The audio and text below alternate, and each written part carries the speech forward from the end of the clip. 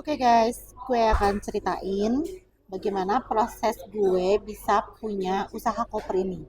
Ya, gue pernah kerja di pabrik mainan. Itu miliknya orang asing. Nah, disitulah gue kenal sebuah aplikasi namanya WeChat. Ya, WeChat ini dipakai sama warga negara asing dalam berkomunikasi. Layaknya sekarang itu kalau kita tuh biasa suka pakainya WhatsApp. Ya, kalau di China mereka pakainya WeChat. Nah, waktu gue bekerja di pabrik mainan itu, karena banyak teknisi perusahaan tersebut yang orang China asli kan. Jadi mau nggak mau gue menginstal aplikasi WeChat tersebut. Nah, di saat itu gue juga jomblo, ya, gue jomblo, baru putus juga gitu kan, baru jomblo.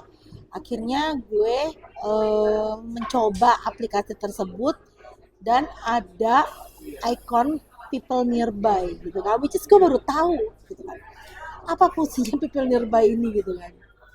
Akhirnya oke, di 2000 itu 2017 ya, 2017 akhir itu gue menginstal aplikasi itu, dan ada orang yang say hello gitu lah ya, beberapa ya, tapi gue nggak pakai, lupa deh, gue kayaknya pakai foto deh, gue pakai foto gue, ya kan, gue pakai foto gue, dan akhirnya ada orang yang meng-add gue gitu kan.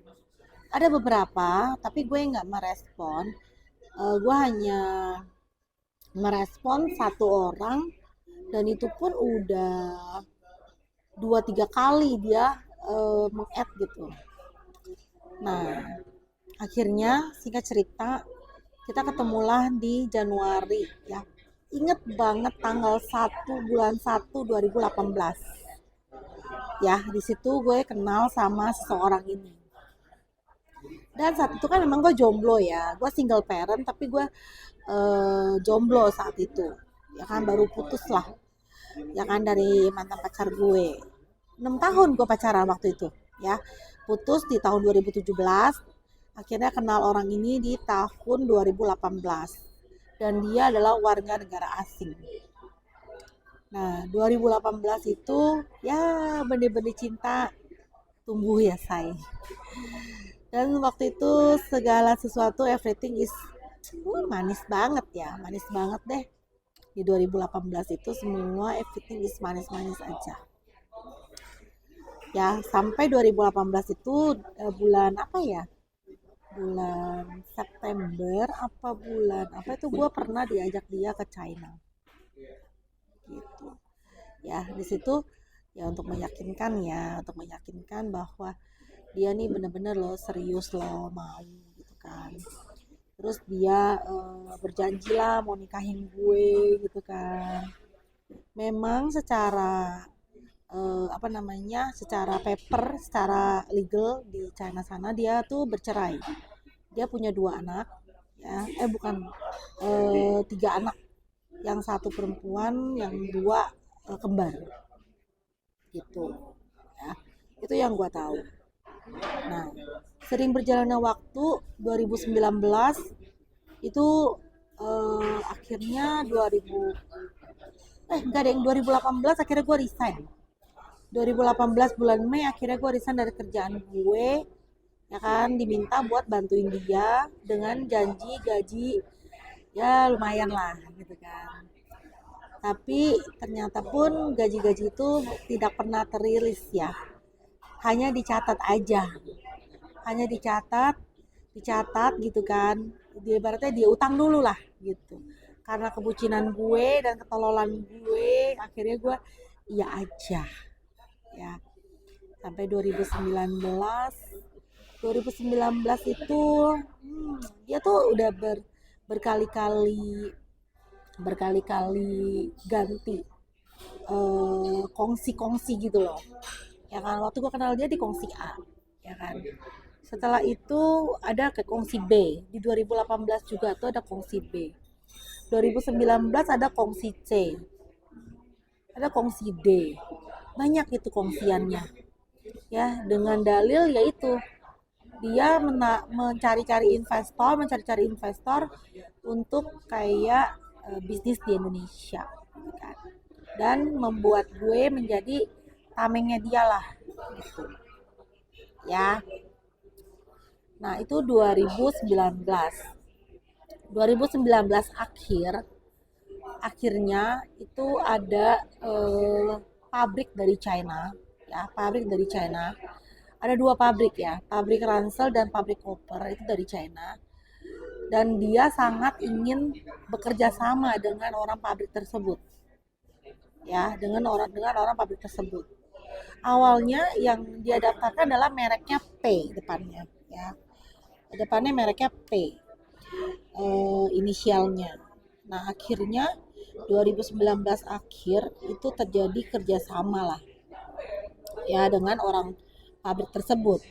Akhirnya sama komplotannya D itu dia juga pecah gitu kan, bergabung dengan si E ini gitu kan. Bergabung dengan si E ini akhirnya mendirikan satu PT. Tapi alhasil ya merek dengan inisial P tersebut dapat somasi, ya kan, dapat somasi. Tapi akhirnya kita sebagai pengacara bisa menang somasi tersebut di tahun 2020 kala COVID, ya kan. Nah, di kala COVID itu kan usaha semua stuck ya, saya. Semua stuck. Nah, akhirnya 2020 itulah gue dan dia itu mendirikan all shop ya, mendirikan all shop ya, Tokopedia, Shopee gitu-gitu lah ya kan, mendirikan all shop ya. Waktu itu nama all shopnya masih ada inisial si PP itulah, karena kita menjual produk-produk tersebut gitu loh, menjual produk-produk tersebut. Nah sampai titik dimana 2020 itu si pabrik-pabrik ini melihat all shop ini punya potensi loh, punya peluang loh gitu kan. Akhirnya mereka juga tergiur ya. Orang pabrik ini juga tergiur. Alhasil mereka pun bikin all shop ya, bikin all shop. Si Koper bikin all shop, si Ransel juga bikin all shop. Nah, sampai titik di mana barang-barang kita jual ini adalah produk-produk si Pay juga kan. Sampai titik di mana kita ada orderan, tapi dari orang kopernya bilang itu barangnya habis gitu loh. Artinya tidak mau menjual lagi lah. Nah, disitulah muncul trigger untuk membuat merek sendiri. Ya, disitu muncul trigger untuk membuat merek sendiri, di mana kita daftarin yaitu mereknya R. Ya, disitu daftar merek R. Waktu daftar merek R itu menggunakan nama anak gue. Ya, ya mungkin aja ya, kita nggak tahu ya, mungkin aja dengan harapan kalau mendaftarkan dengan nama orang Indonesia itu akan cepat lolosnya. Gue nggak tahu sih ya, pastinya seperti apa gue nggak tahu. Akhirnya mendaftarkan dengan merek R tersebut di tahun 2021 ya, 2021. Dan kontainer pertama merek R tersebut itu di akhir bulan Juli ya, di akhir bulan Juli 2021, yang which is kita jualan di awal Agustus 2021 tersebut gitu ya. Ini cerita lahirnya brand R. Oke, nanti ada kelanjutannya lagi. Oke, ikutin ya channel gue.